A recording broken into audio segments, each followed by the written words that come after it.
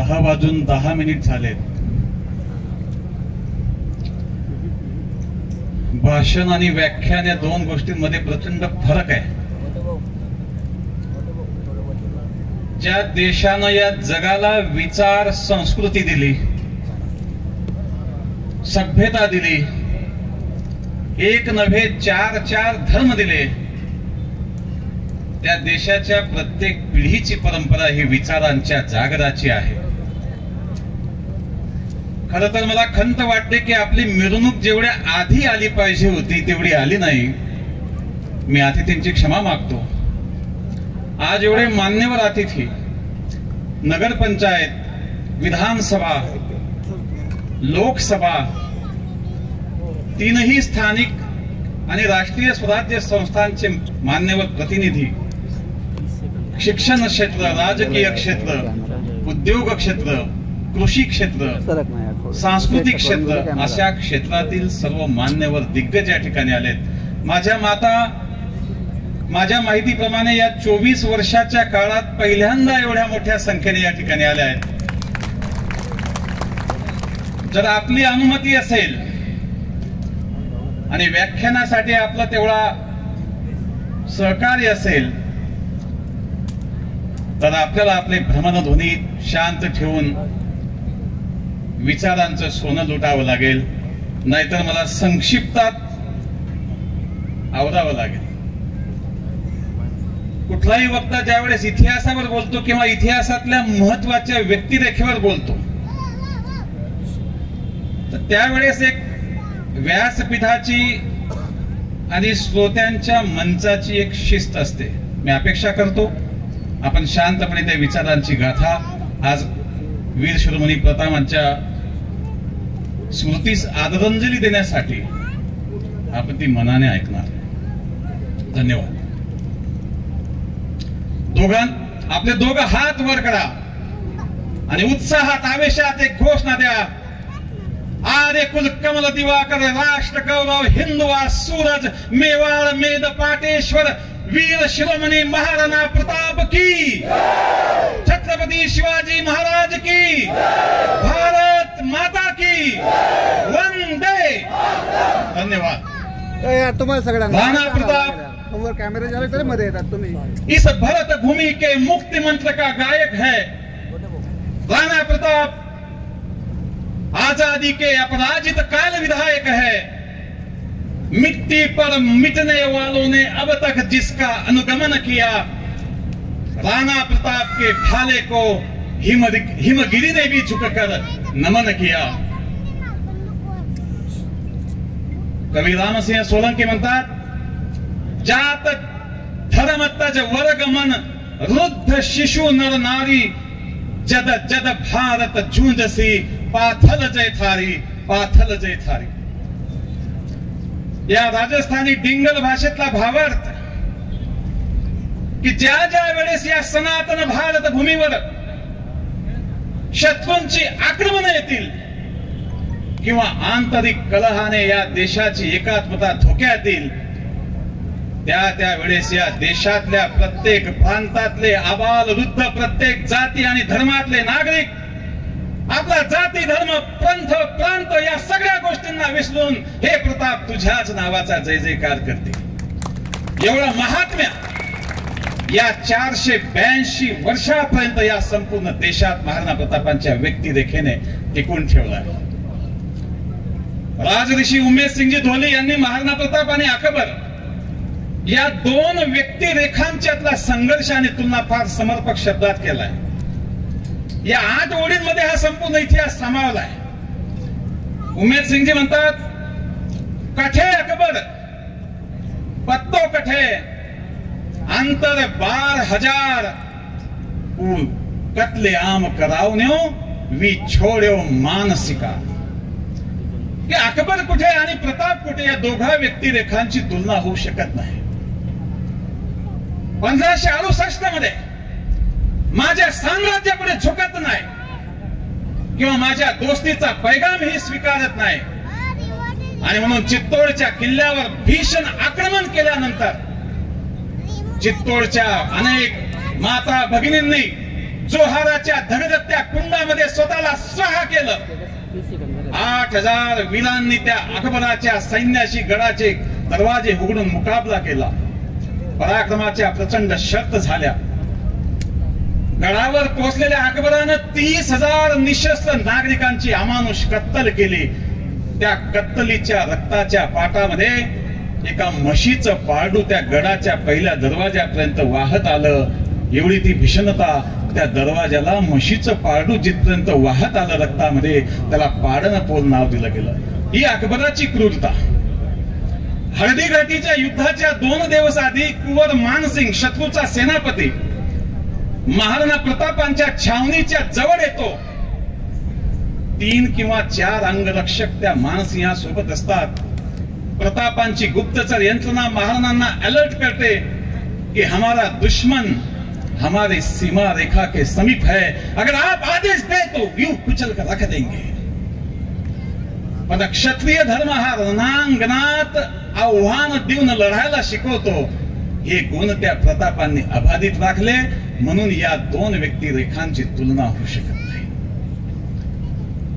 पुढे कवी उमेद सिंग धोली म्हणतात, कठे अकबर रानो कठे हुए न तो एक समान, ऊ नवरे जो लगावन्यो वी सूपे खान. फार मोठा भावार्थ आहे. साहित्यिक आपल्या साहित्यातून एक ज्वलंत इतिहास उभा करत असतो. ती वाचण्यासाठी फक्त भौतिक डोळे नाही तर मनाचीही डोळे आवश्यक असतात. हृदयानेही त्या शब्दांना साथ दिले तर त्या शब्दाचा खरा मर्म आणि मतितार्थ, अन्वयार्थ आमच्या मेंदूपर्यंत पोहोचतो. की अकबर आणि प्रताप यांच्यात तुलना होऊ शकत नाही. दोघं एक समान होऊ शकत नाही. सुंदर स्त्रिया उपभोगायला मिळाव्यात म्हणून त्या दिल्लीच्या रस्त्यावर नवरोजचा बाजार भरवला जायचा आणि बुरखा घातलेले सैनिक त्या स्त्रियांना तिथून अपहरण करून त्याच्या जनानखान्यात पोचवायचे. आणि दुसरीकडे जेव्हा अब्दुल रहीम खाना, ज्यांना हिंदी साहित्यामध्ये कवी रहीम म्हणतात, धर्मानं मुस्लिम असून सुद्धा महान कृष्ण भक्त कवी रहीम उर्फ अब्दुल रहीम खाना होते. प्रचंड शूर होते आणि मेवाडवर त्यांनी आक्रमण केलं होतं बादशाह अकबराच्या आदेशानं. अब्दुल रहीम खानाच्या छावणीवर राजपुत्र अमरसिंहानं हल्ला केला. अमरसिंहाचा प्रहार एवढा जबरदस्त होता की अब्दुल रहीम खानाचं सैन्य सैरावैरात पळत सुटलं. शेकडो हत्ती, हजारो शस्त्र, वेगवेगळे घोडे, संपत्ती ही सर्व अमरसिंहाच्या ताब्यात आली. पण त्याच वेळेस या अब्दुल रहीम खानाच्या बेगमा, मुली, सुना या सुद्धा ताब्यात आल्या आणि त्यांना महाराणा प्रतापांसमोर अमरसिंहानं उभं केलं. बघा परंपरांमधला फरक कसा आहे. आपल्या मुलाने शत्रूच्या स्त्रिया आणल्या या गोष्टीबद्दल प्रतापांनी आपल्या मुलाची जाहीर कान उघडणी केली आणि त्या माता भगिनींना आपल्या हिंदू संस्कृतीनुसार साडी, चोळी, रत्न, जळ, जवाहीर देऊन सन्मानानं आणि सुरक्षेनं परत पाठवलं. हे महानुभाव, अब्दुल रहीम खानानं आशा सोडली होती की माझा परिवार आता परत येत नाही. ज्या शत्रूच्या मागे आम्ही 25 वर्ष हात धुवून लागलोय, ज्याच्या गडावर आम्ही भीषण आक्रमण करून हजारो लोकांच्या कत्तली केल्या आहेत, ज्याचा मेवाड आम्ही बेचिराग केला, त्याच्या ताब्यातून माझ्या परिवारातल्या महिला परत येत नाहीत. पण हे मातृशक्ती, हे महानुभाव, ज्यावेळेस अब्दुल रहीम खान पाहतो की माझा परिवार सुरक्षित परत येतोय, अब्दुल रहीम खानाच्या डोळ्यावर विश्वास बसत नाही. ज्यावेळेस त्यांच्या परिवारातल्या माता भगिनी खानाच्या जवळ येऊन त्या प्रतापांच्या स्त्री दाक्षिण्याची थोरवी गातात, त्यावेळेस तो जाज्वल्य प्रतिभेचा धनी असलेला अब्दुल रहीम खाना एक पत्र लिहितो आणि त्या पत्रातल्या 2 ओळी फार मोठ्या समर्पक आहेत. अब्दुल रहीम खाना लिहितात, धर्म रहसी रहसी धरा खप जासी खुरसान, ओ अमर विसंबर उपयो तू राट नहच्चोरान. राजस्थानी टिंगल भाषा आणि वृंदावनातल्या ब्रज भाषेतलं हे मिश्रण, त्याचा अर्थ हा की हे महाराणा, तुझ्या स्त्री दाक्षिण्यास पाहून माझा ऊर भरून आलाय. तुझ्यावर मी तलवार घेऊन आलोय, पण तुझं एवढं मन एवढं उदार की तू आमच्या मानेला खाली घातलंय.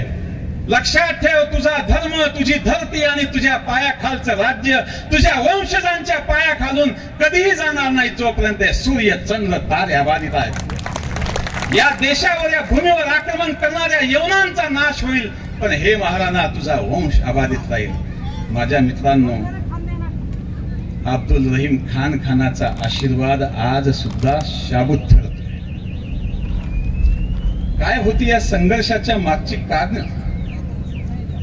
एक बलाढ्य मोगल सत्ता एकीकडे, दुसरीकडे मेवाडचं एक अतिशय छोटस राज्य. चारणकवी म्हणतात, अकबर समद अथाह तीही डूबा हिंदू तुरक, बस इन 3 माह पोयन फूल प्रतापसी. तत्कालीन भारताचं वर्णन की अकबराची सत्ता ही एखाद्या विशाल समुद्रासारखी आहे आणि या समुद्राच्या लाटांमध्ये या देशातल्या एक देशीय हिंदू आणि मुस्लिम सत्ता बुडाल्या, स्वतःच स्वातंत्र्य आणि सार्वभौमत्व गमावून बसलाय. पण अशा या निराशेच्या पारतंत्र्याच्या वावटडीत सुद्धा प्रतापरूपी मेवाडचं हे कमळाचं फूल त्या गुलामगिरीतला प्रतीक असणाऱ्या समुद्राच्या वर येऊन स्वातंत्र्याची किरण आपल्या अंगा खांद्यावर घेत आहे. 1568 मध्ये जेव्हा ग्वाल्हेरवर अकबरानं आक्रमण केलं, राजा रामशाह तंवर शौर्याची, पराक्रमाची पराकाष्ठा केली. युद्ध हारले. 2 पर्याय होते, एकतर अकबराला शरण जायचं, एकतर भूमी सोडून परागंदा व्हायचं. जायचं तर जायचं कुठं, हा मोठा प्रश्न राजा रामशाह तंवर 80 वर्षाच्या राजा पुढे होता. राजा रामशाह तंवर यांनी त्या देशातल्या मेवाडकडे प्रस्थान केलं की त्यांना हे माहित होतं की ज्या ठिकाणी स्वातंत्र्य सार्वभौमत्वाची पूजा केली जाते तीच मेवाडची भूमी माझ्या मनोवृत्तीसाठी योग्य आहे. मेवाडनेही त्यांचं स्वागत केलं. वेळ कमी असल्यामुळे मला बऱ्याचशा गोष्टींना मी टाळतोय, कारण मान्यवरांना आपल्या आणि माझ्या मातृशक्तीलाही घरी जायचंय. अनेक जण खेड्यापाड्यावरून येत आहेत, काही तरुण कोवळी मुलं आहेत, ते मोटरसायकलने आले. ती एक चिंता मला सतावते. थोडेसे काही क्षण मी तुमची माफी मागून घेतो. माझ्या बांधवांनो, अकबराकडे सगळ्या गोष्टी असताना सुद्धा त्या मेवाडच्या मागे अकबर का लागला होता, या गोष्टीची आम्ही कारण मीमांसा केली पाहिजे. हा हिंदू आणि मुस्लिमाचा संघर्ष नव्हता. काही लोक अतिरंजित पद्धतीने रंगवण्याचा प्रयत्न करतात. त्यांना माझी विनंती असेल, कृपया या इतिहासाला असा बदनाम करू नका. हा 3 पिढ्यांचा संघर्ष. अकबराचा आजोबा बाबर, या जो मंगोलियाचा नागरिक, समरकंदचा बादशाह आणि या हिंदुस्थानाला लुटण्यासाठी आला होता, या हिंदुस्थानाच्या विकासासाठी आणि भाग्यविधाता बनण्यासाठी नव्हे. या बाबराला टक्कर देण्यासाठी या देशातले सर्व संस्थानिक एकत्र आले आणि महाराणा प्रतापांचे आजोबा सांगा, राणा सांगा, ज्यांना राणा संग्राम सिंग म्हणतात, संपूर्ण शरीरावर 80 गंभीर जखमा, एका तोफ गोड्यात एक पाय गेलेला, एक हात निकामी, एक डोळा तीर लागून फुटलेला, त्या राणा सांगाच्या नेतृत्वाखाली या देशातले सर्व सत्ताधीश, मग ते हिंदू असो की मुस्लिम, हे सर्व त्या बाबराच्या मुकाबल्यासाठी खानवाच्या युद्धात गेले होते. या युद्धात राणा सांगा प्रचंड जखमी झाले. बाबराकडे तोफा होत्या, युद्धाची आधुनिक तंत्रज्ञान होती, बंदुका होत्या आणि या सगळ्या गोष्टींमुळे आपण त्या ठिकाणी पराभूत झालो.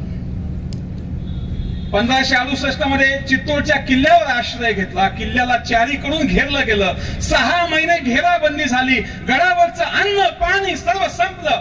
जो दारुगोळा आहे तोही संपण्याच्या मार्गावर आहे.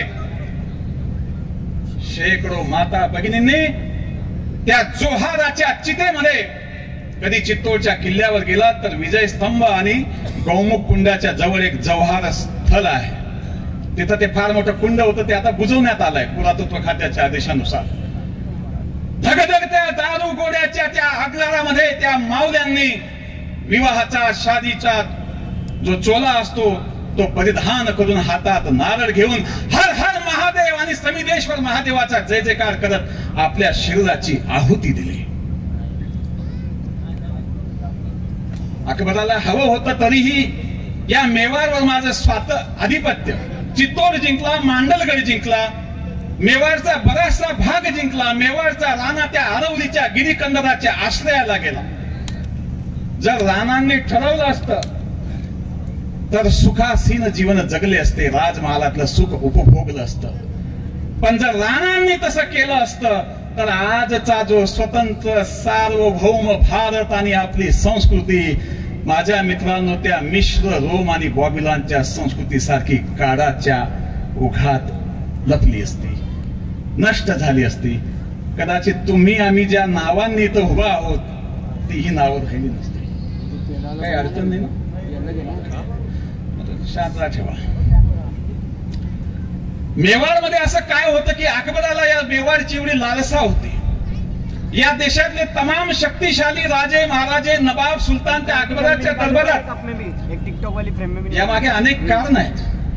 मेवाडची भूमी ही अत्यंत सुजलाम सुफलाम भूमी होती, ज्या भूमीमध्ये चांदी, जस्त, लोह, निकेल याच्या खाणी होत्या, संगमरवराच्या खाणी होत्या आणि अकबराचा या नैसर्गिक साधन संपत्तीवर डोळा होता.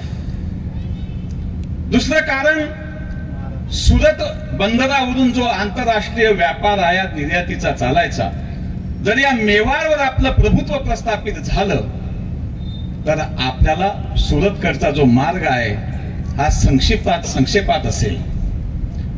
तिसरी गोष्ट, ज्या देशाचं नाव भरत, या ग्रहाचं नाव पृथ्वीवरून पृथ्वी, सम्राट हरिश्चंद्र, जनमेजय, शिलादित्य, गुहादित्य, कनकसेन, बाप्पा रावल, राणा कुंभा, राणा खुंबान, राणा सांगा, महाराणा उदयसिंग तर महाराणा प्रताप, ही जी गौरवशाली शासकांची परंपरा या सार्वभौम देशाची आहे, त्या घराण्याचा राजा जर माझ्या दरबारात असला किंवा माझ्या पक्षात असला तर मी या हिंदुस्थानचा अनभिक्षित सम्राट म्हणून घेऊ शकला जातो किंवा या देशाची जनता मला तशी स्वीकारू शकते.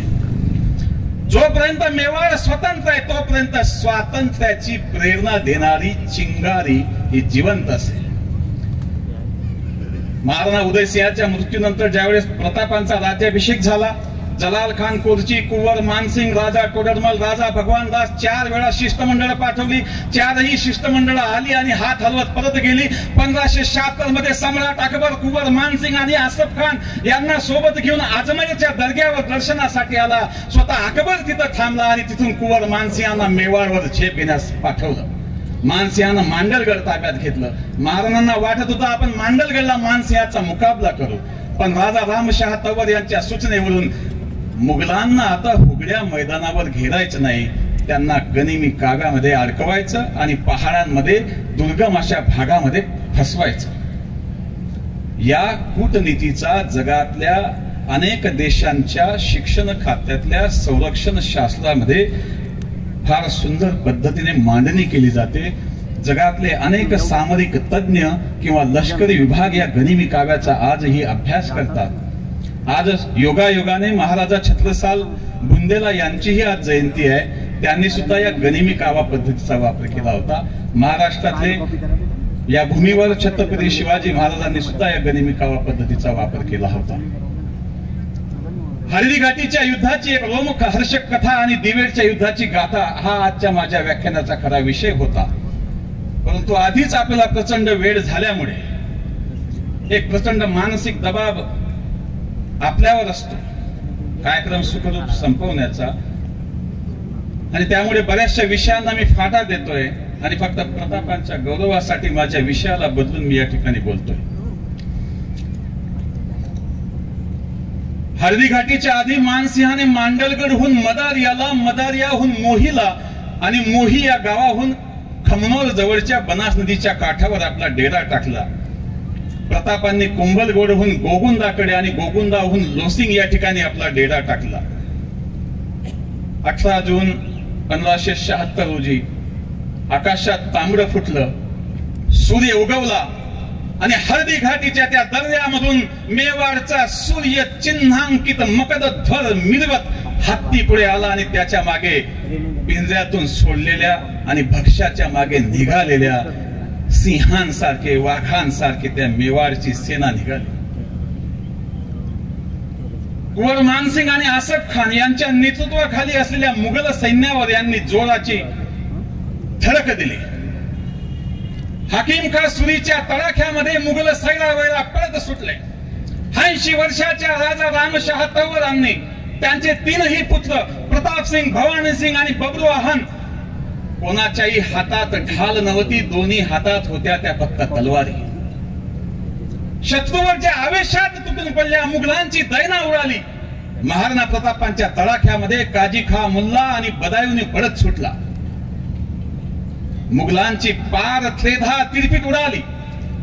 5 ते 6 कोस पर्यंत मुघल सैन्य धावत होतं आणि त्यांच्या मागे मेवाडची सेना लांडगे तोड करत होती.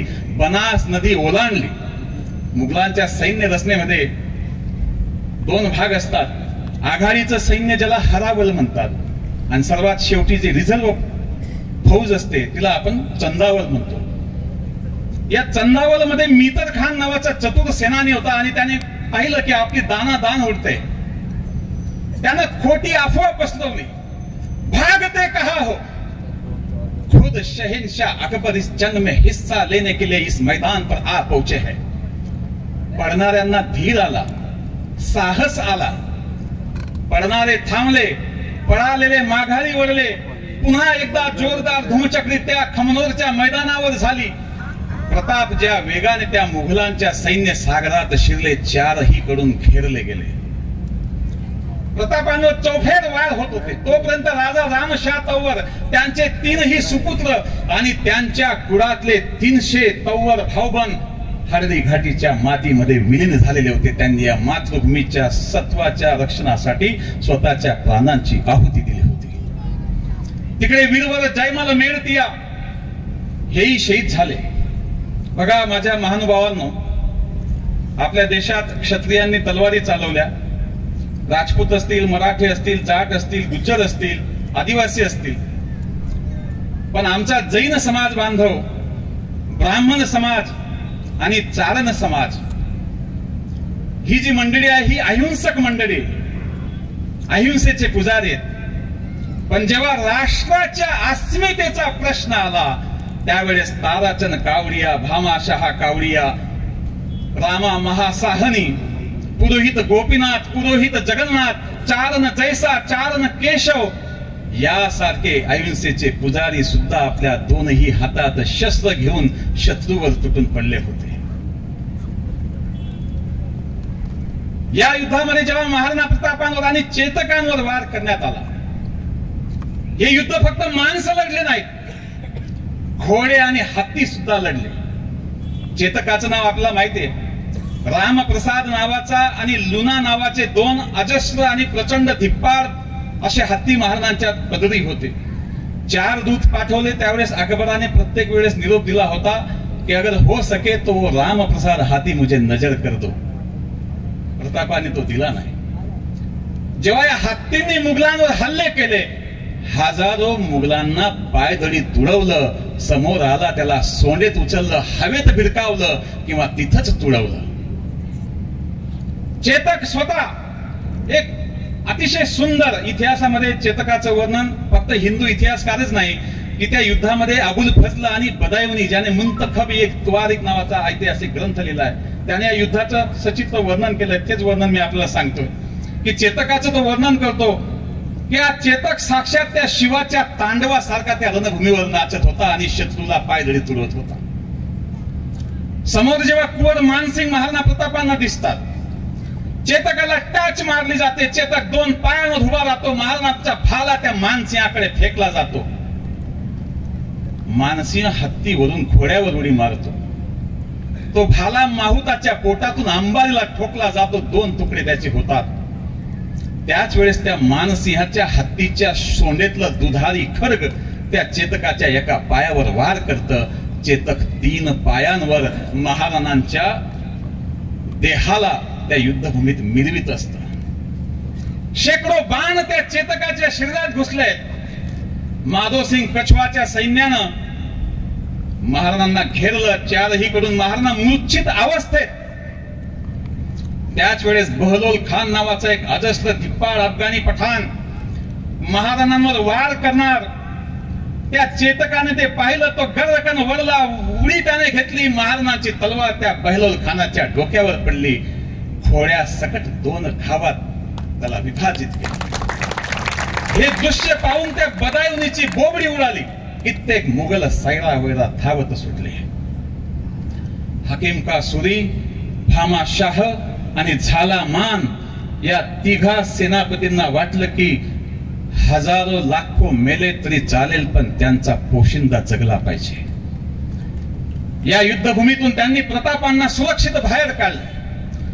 चेतकावर बसून मूर्छित अवस्थेत प्रताप जात आहेत, वाटेत एक मोठा नाला लागतो, त्या नाल्याला तो उडी मारतो। खुरास आणि मुलतानी हे 2 यवन सैनिक प्रतापांच्या मागे लागतात। आतापर्यंत एका नाराजी नाट्यामुळे दुरून तटस्थपणे हे युद्धाची गंमत पाहणाऱ्या शक्तिसिंहाचा स्वाभिमान जागा होतो। त्या खुरासानी आणि मुलतानींना तो ठार करतो। ज्या महाराणांनी 25 वर्ष गिरीकंदरांमध्ये घालवली, कित्येक रात्री उपाशी काढल्या, पाणथळ जमिनीमध्ये झोपले, झोप कसली, विसावा होता क्षणभरचा, कित्येक मैलोन गंती रात्रीची खौडदौड केली, तरीही त्या महाराणांच्या डोळ्यातून कधी अश्रू आले नव्हते। त्या चेतकाच्या मृत्यूनं तो राजा हळहळला, गडबडला, गहिवरला। या जगाच्या पाठीवर इतक्या घोड्याची समाधी कोणत्या राजाने बांधली नाही, ती महाराणांनी बांधली।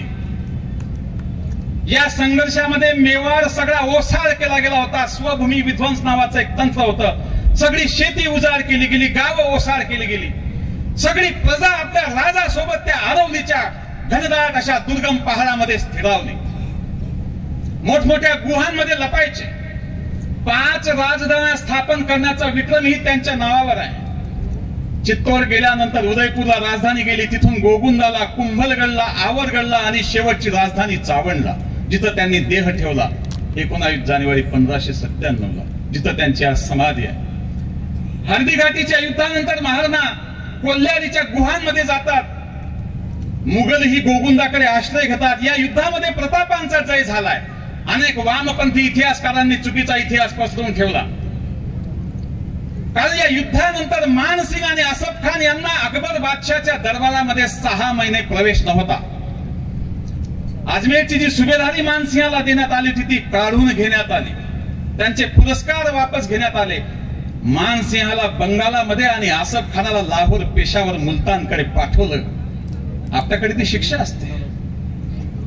युद्धानंतर त्या युद्धात सहभागी प्रत्येक सैनिकाला ताम्रपट, रजतपट, सुवर्णपट महाराणांनी दिले, गावं दिली, जमिनी दिल्या बक्षिशी म्हणून। जेव्हा कोल्हारीच्या गुहामध्ये जातात, स्वतःच्या जखमांवर ते विचार करत नाही, आपल्या सैनिकांवर उपचार चालू आहेत का त्या गोष्टी ते पाहतात। महाराणा जवळ येताना एक सैनिक आपल्या तोंडावर एक बदल फोडतो।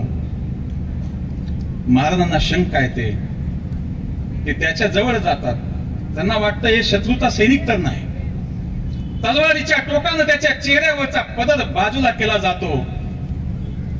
महाराणा आपली तलवारी बाजूला ठेवतात, दोघा हातांनी नमन करतात आणि विचारतात, हे माते, या युद्धाच्या वनव्यामध्ये भले भले दिग्गज नाव ऐकून थरथर कापतात, अशा वनव्यामध्ये तू एक अबला नारी कशासाठी?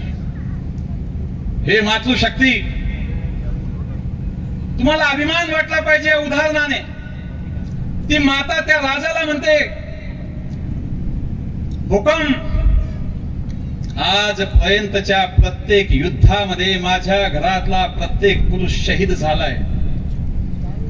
माझे वडील, माझे भाऊ, माझे पती, माझे मुलं, माझे सासरे, माझे दीर, माझे जेठ। आणि जेव्हा हळदीघाटीच्या युद्धासाठी आपण राष्ट्राला आवाहन केलं, त्या युद्धात सहभागी होण्यासाठी, आहुती देण्यासाठी माझ्या घरातून समिधा नव्हती। मला तुम्ही उघड परवानगी दिली नसती, म्हणून मी पुरुषाचा वेश घालून या युद्धात सहभागी झाले। माझ्या मित्रांनो, 25 वर्षापर्यंत एवढ्या बलाढ्य सत्तेशी झुंज देणं ही सोपी गोष्ट नव्हती। महाराणांची खरी ताकद ही त्यांची प्रजा होती, त्यांची जनता होती. थोड्या वेळापूर्वी ताईंनी सांगितलं, या भिल्ल बांधवांचा, कंजर बांधवांचा आणि चारण बांधवांचे महाराणांना एवढे उपकार आहेत की मेवाडच्या राजघराण्यानं त्यांच्या राज चिन्हावर एक आदिवासी आणि एक राजपूत असं चिन्ह तयार केलंय. हा सन्मान दिलाय. कुठला जातीभेद नव्हता. वेगवेगळ्या प्रकारची गुप्तचर यंत्रणा, संप्रेषणासाठी सांकेतिक भाषा आणि या गुप्तचराचं काम विशेषतः आदिवासी बांधव करायचा. महाराणा प्रताप एक असं आजोड व्यक्तिमत्व होतं की ज्यांनी प्रत्येक जातीला, प्रत्येक धर्माला आणि आजूबाजूचे सिरोई, इडर, बुंदी ही जी राज्य त्यांच्या शेजारी होती, या राजे लोकांनाही त्यांनी आपल्या लढ्यामध्ये एकत्र आणलं होतं. यानंतर मुघलांनी अनेक आक्रमणं केली. शहाबाज खानची आक्रमण आली, स्वतः अकबर एक आक्रमण घेऊन आला, अब्दुल रहीम खानाचं आक्रमण झालं, जगन्नाथचं आक्रमण झालं. 36 आक्रमणांचा महाराणा प्रतापांनी पराभव केला. या व्याख्यानाला समारोप करताना अनेक गोष्टी आपण सोडल्यात. वेळेचं बंधन प्रचंड आहे. 10:40 झाले. 30 मिनिट मी आपले घेतले. जे 1-1.5 तासाचं व्याख्यान होतं, ज्या विषयाला धरून मी या ठिकाणी आलो होतो, तो विषय आपण आज घेतला नाही. भविष्यात कधी संधी भेटली तर तो आपण विषय जरूर पूर्ण करू. 19 जानेवारी 1597 ज्यावेळेस महाराणांनी त्या चावंडच्या भूमीत देह ठेवला, शेवटचं उदाहरण, शेवटचा मिनिट. माझ्या मित्रांनो, अकबर बादशाहच्या दरबारामध्ये महाराणा प्रतापांच्या मृत्यूची खबर गेली. आपला शत्रूचं निधन झालं ही गोष्ट मुघल दरबाराला आनंदित करत होती.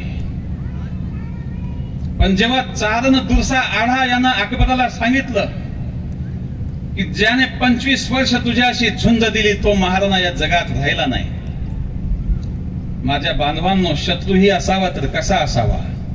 अकबरासारखा असावा. अकबराच्या डोळ्यातून धारा वाहिल्या. अस्वस्थ बादशाह त्या सिंहासनाच्या वरांड्यावर एड झाऱ्या घालू लागला. सगळा मुघल दरबार शांत स्तब्ध झाला. अकबराच्या त्या मनोदशेचं त्या शीघ्र कवी चारणानं आपल्या काव्यात वर्णन केलं. त्या वर्णनाचा आशय असा होता की हे बादशाह, जो महाराणा तुझ्या नवरोज मध्ये आला नाही, तुझ्या झरोक्याखाली कधी कृपादृष्टीसाठी उभा राहिला नाही, 25 वर्ष तू अनेक आक्रमण केली, त्या आक्रमणांनीही त्याचा तू पराभव करू शकला नाही. तो राणा मरूनही जिंकला आणि तो जगूनही हरला.